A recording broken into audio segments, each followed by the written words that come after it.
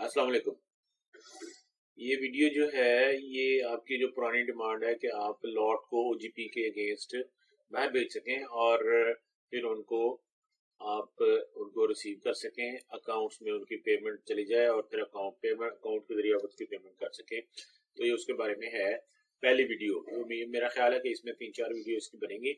तो step by step आपको बताते हैं कि आपने किस तरीके से इस पे काम करना है। तो जो सबसे पहले आपने प्रोडक्शन खोलनी है, तो ये प्रोडक्शन आपने खोलनी है।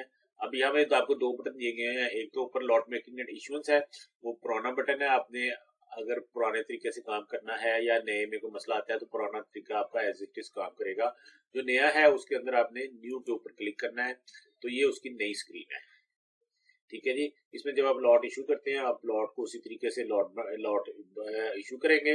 इशू करने के बाद आपने उसको उसका प्रिंट एंड रिलीज पे नहीं क्लिक करना, आपने ओजीपी पे क्लिक करना है, तो उस लॉट का ऑटोमेटिक ओजीपी बन जाएगा। तो ये कैसे बनना है इसको हम नेक्स्ट वीडियो में डिस्कस करेंगे। ठीक है जी, थैंक यू, अल्लाह हाफिज।